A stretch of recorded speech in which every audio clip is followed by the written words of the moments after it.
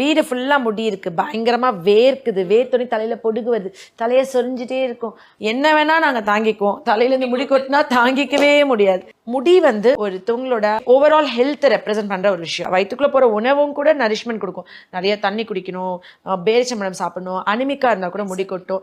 So ஹேருக்கு வந்துட்டு இன்டர்னலாகவும் நம்ம நிறைய எடுத்துக்கணும். பட் இந்த சம்மரில் டியூ டு ஓவர் ஸ்வெட்டுன்னு சொல்லலாம், ஸ்வெட் அண்ட் ஹீட்டு நிறைய முடி வேரோடு கொட்டும். ஆக்சுவலி நீங்கள் டேண்ட்ரஃப் அப்படின்னு சொன்னீங்கன்னா மெலாசிசியா அப்படின்னு ஒரு ஃபங்கஸ் இருக்குது.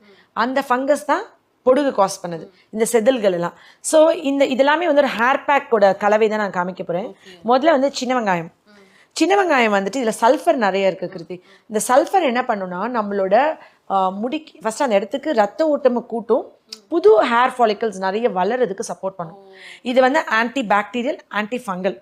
ஸோ ஆப்வியஸாக இதை அரைச்சி நம்ம தலைக்கு தேய்க்கும் போது நம்மளோட தலையில் இருக்கிற அந்த அரிப்பு, சொறி சிரங்கு, ஃபங்கஸ் க்ரோத்து இதெல்லாம் குறைச்சி, அப்புறம் இந்த பூச்சி வெட்டு சொல்லுவாங்க, அதுக்கெல்லாம் இந்த சின்ன வெங்காயம் ரொம்ப சப்போர்ட் பண்ணும்.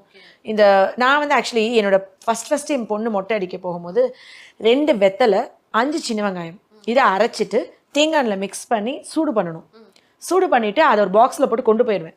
எங்கே மொட்டை அடித்தாலும் நம்ம என்ன தேய்ப்போம், மொட்டை அடிச்சோடனே தலை வந்து எரியும், குளிர்ச்சியாக இருக்கிறதுக்கு சந்தனம் தேய்ப்போம்.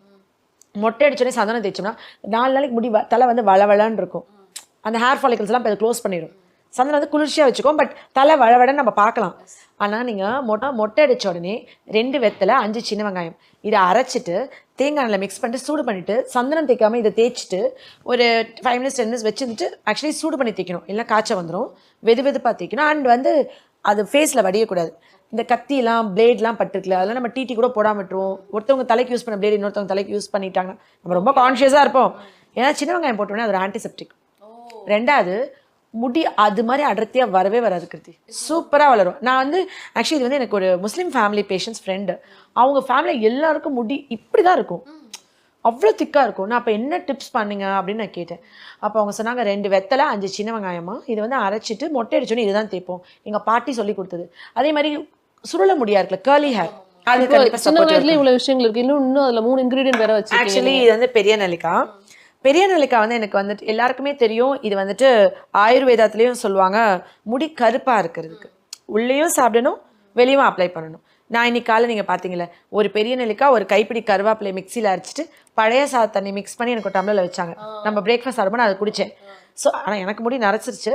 பட் இது குடிக்க நம்மளுக்கு இன்னும் கொஞ்சம் இயர்லியராக அதை வந்து ஃபாலோ பண்ண ஆரம்பிச்சோம் அப்படின்னா நம்மளுக்கு அது நிறைய ஜெனட்டிக்காக வந்து எல்லாருக்குமே சீக்கிரம் நரைச்சிரும். ஃபேமிலியில் ரொம்ப நரமுடி இருக்குங்க, இதை ட்ரை பண்ணி பார்க்கலாம். எங்கள் மாமியாருக்குலாம் 80 வயசு ஆகுது, இன்னும் ஒரு 4-5 முடி தான் நரைச்சிருக்கு. எனக்கு அவங்களோட 3 டைம்ஸ் நரைச்சிருக்கு.